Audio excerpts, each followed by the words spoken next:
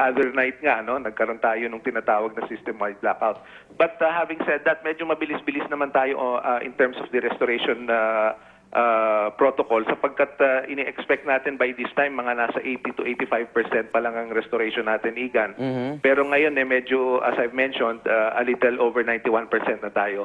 And we're quite confident na mapapadami pa itong ating mga customers na mabibigyan today. At talagang suyod ang ginagawa natin para na sa ganun ma-restore at back to normal tayo, hopefully by today. Okay, Joe, salamat. Salamat, Igan. Mabuhay ka. Barangay External Communications Manager Joe Saldarriaga. Makausap naman natin si Gami Redoblado, ang Senior Technical Advisor ng NGCP. Ginoong Redoblado, good morning po. Morning, Rhea. Nabanggit po ng Meralco, mga 90% na ang na-restore na power supply sa Metro Manila. Tama ho ba ito? That's Metro Manila. Yung kasi iba naman ang service area ng Meralco kaysa yung dito sa amin sa NGCP. Buong Luzon po kami. Okay, ilang porsyento na po sa probinsya outside of Luzon ang na-restore? Kasama ho ang Meralco dito, 87%. 87%. Kailan ho inaasama magkakaroon ng ilaw yung mga naapektuhan po ng brownout? Ang sa amin po yung facilities lang ng transmission, Rhea. Ang mga ang Meralco ay in charge doon responsible doon sa distribution, yung mga nasa households, offices, and industries. Ganun ho ba talaga kalawak yung naging epekto ho sa national grid ho natin? At naging ganito ho kalawak yung brownout? Tinamaan ho kasi yung pinaka-main line natin, yung tinatawag namin backbone line dito sa between San Jose at saka Tayabas. Very important po, very critical po yan kasi dyan dumadala yung mga malalaking supply ng kuryente na galing sa Kadampat, yung Orsual, and then yung dito naman sa South, yung Ilihan at Santa Rita Complex. Gaano ho katagal ang repair ho nito? Natapos na ho yung isang linya kaninang madaling araw at inaantay na lang po yung energization ng linya. Kaya yun ho ang inaantay kong information. May pangangailangan ho ba para mag-upgrade ho tayo ng equipment talaga?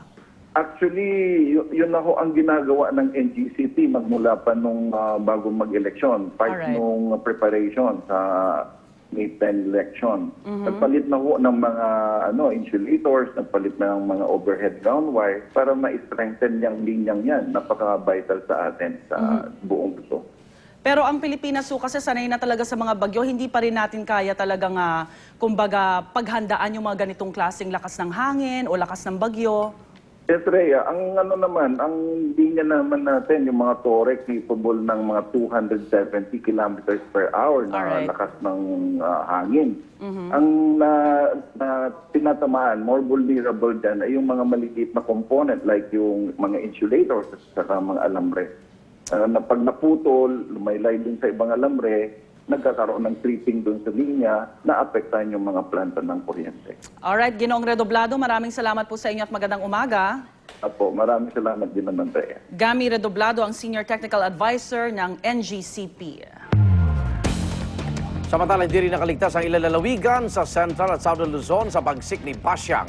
Umabot sa 18 ang iniwang patay ng bagyo. Darito ang report.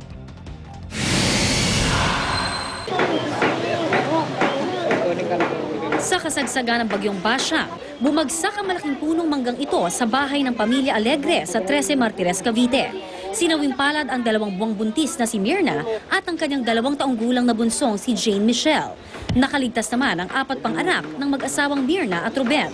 Labis ang pighati ngayon ng mister. Para nga ako maloloko Sa loob-loob ko, kaya ko yan. Sa Tagaytay naman, kabi-kabilang landslide ang idinulot ng bagyong Basyang. Dito sa barangay Dapdap West, abala ang mga rescuer sa paghuhukay sa guho. Hinahanap nila ang 8 buwang sanggol na natabunan ng lupa.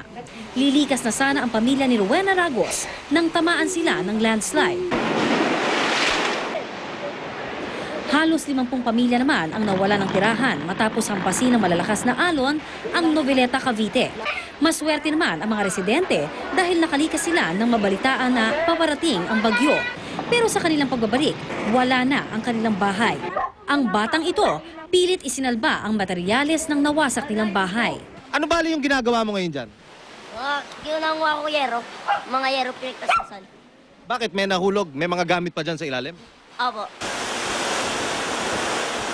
Sa lalawigan ng Aurora, may 40 pamilya ang inikas dahil sa bagyo. Nagkalat din ang mga sanga ng punong kahoy na naputol sa lakas ng mga bumayong hangin. Sa kabutihang palad, walang naiulat na nasaktan sa lalawigan.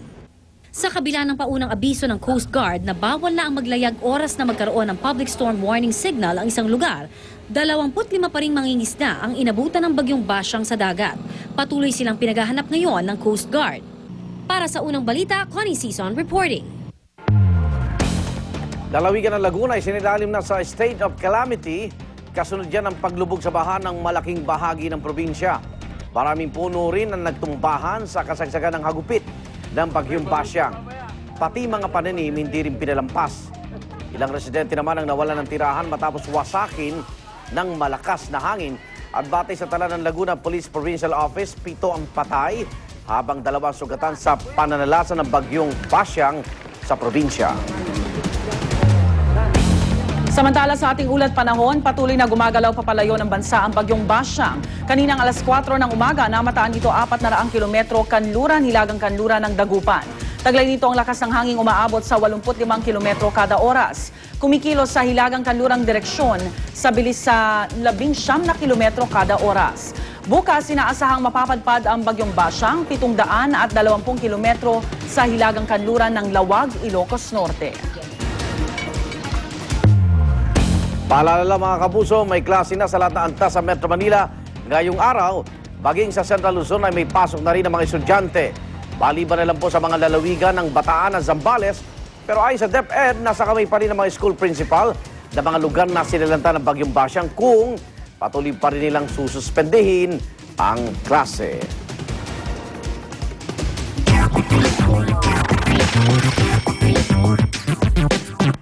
Unang chika na.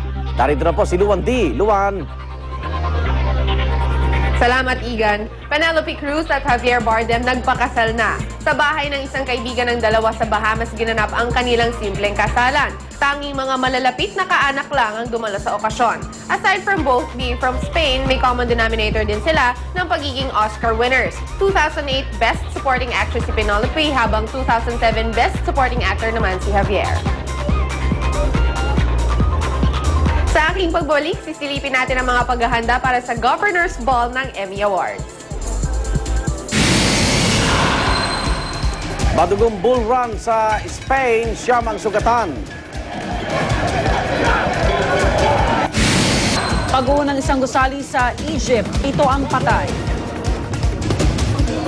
Huwag pa uli, tutok lang sa unang balita.